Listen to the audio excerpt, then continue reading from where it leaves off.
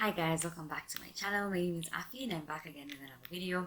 This video is going to be 10 lessons that I've learned in 10 minutes. So I'm going to try not to ramble too much. So I think each point is going to take 1 minute. Hopefully we get this done, but yeah, so I hope you enjoyed this video.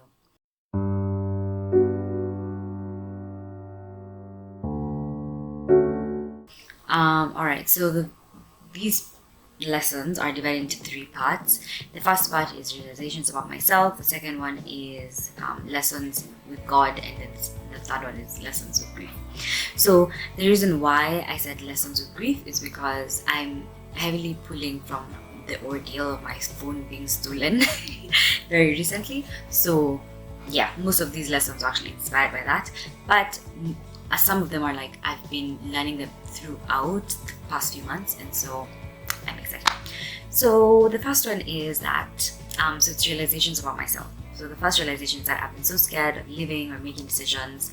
So after my phone was stolen, I had a moment of realizing how crazy I felt all the time, because I just kept like, first of all, I just realized I am an overthinker, right? So I think a lot, and I don't think this is something that would be attributed to me by other people, but I've noticed that like I go in my head, I really just like go over and over and over, and I come up with like different reasons and different and I'm just like constantly thinking to the point where making decisions was actually so difficult, because I felt crippled by the fact that I couldn't make decisions, and so that's just a realization.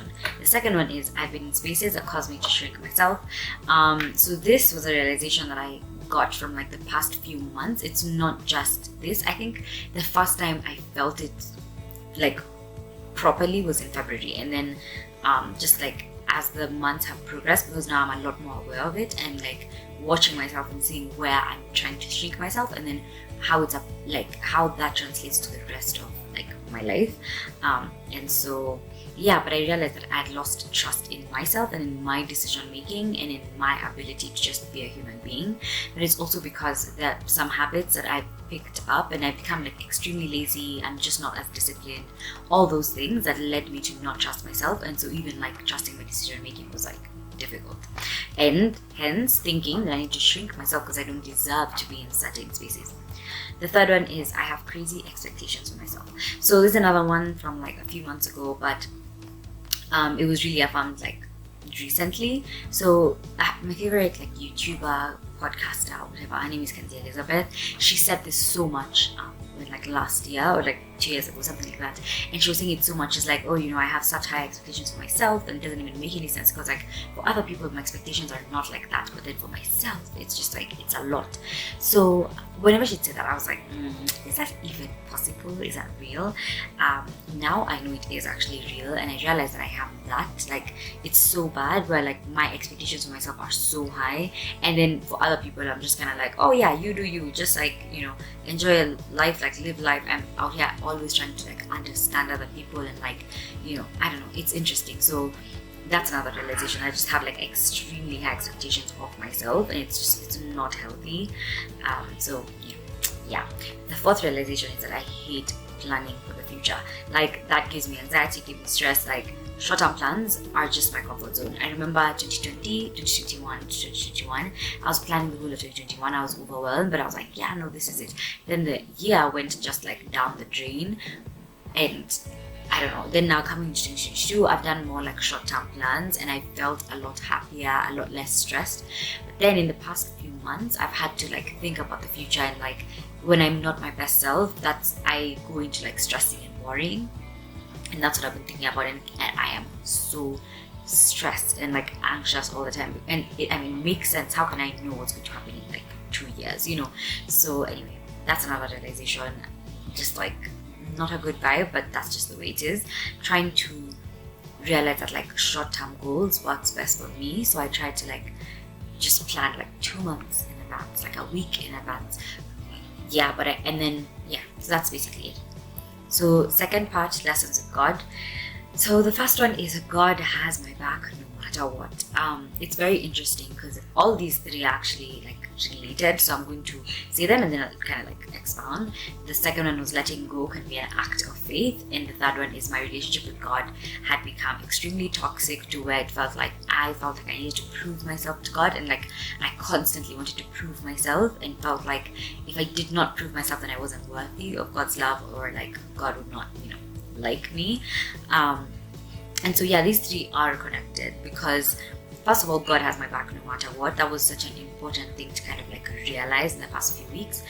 But the idea of letting go is just like letting go of certain responsibilities that made me feel as if I was now like I deserved more from God. I mean, when I think about it, there's so many times when I've been like, oh, I have this position, so like bad things shouldn't happen to me. And to be absolutely honest, 2022 is my best year. I love this year, but I've also seen I don't know, it's just been also like extremely intense in terms of like negative stuff that's been going on. So yeah, I've really had like my fair share of good and bad in this year, and it still stands my favorite year, to be honest.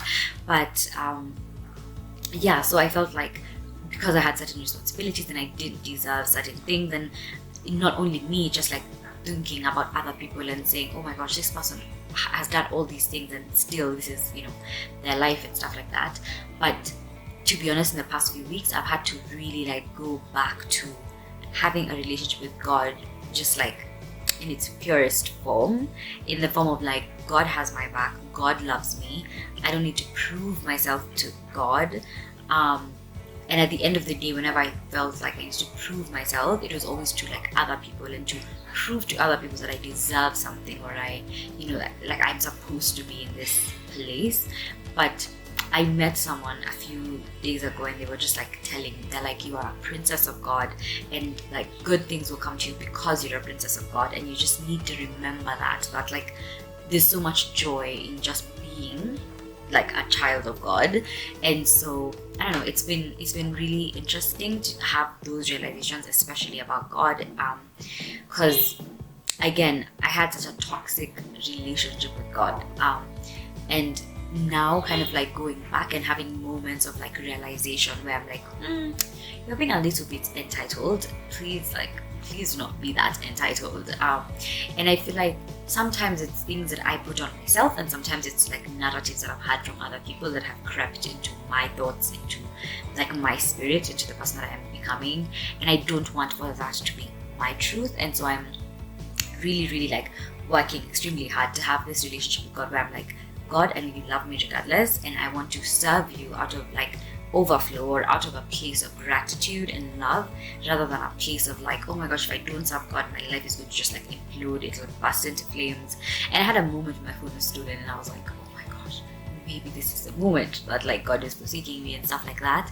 But to be honest, like God is 100% with me. The fact that I could even afford another phone, like, and I feel like I say this a lot, it's like it is a downgrade. It's not the phone that I would have wanted to get after the one that I had. Like there's all these things that I had in my head, but at the same time, just like having the realization that God has literally just like held me so tightly this entire year, and God has like comforted me, and God has just been there for me, has been great. And I don't know, it's interesting because I'm working on cutting off or like leaving spaces that don't affirm that like narrative. And I don't know, it's kind of great. So the third part is the lessons on grief. The first one is that grief is very lonely. It's weird because people love you, and I've received an overwhelming amount of love, and I love the people around me. But it's interesting because the fact is I'm the one going through it. Like I'm the only one who's going to go through like the different phases of grief, kind of like I'm the one who's going to have to mourn my friend, I'm the one who's going to have to get over the anger, I'm the one, like it's going to be me. And that's not even like I'm not trying to be very self-centered, but at the end of the day, that's just the way it is, right? And so I don't know, it's just been an interesting realization. Another thing is nobody owes me anything, but that doesn't mean it doesn't hurt when no one comes to help. I think that's one of the things that I got this realization a few months ago, and then now it's just been, I guess, formed properly. And the third one is it takes however long it takes. Be patient with yourself. And yeah, I think that's all I'm going to say. I've enjoyed learning things. I'm always trying to learn things. I'm one of those people. And yeah, I hope you enjoyed this video. If you did, just put a thumbs up.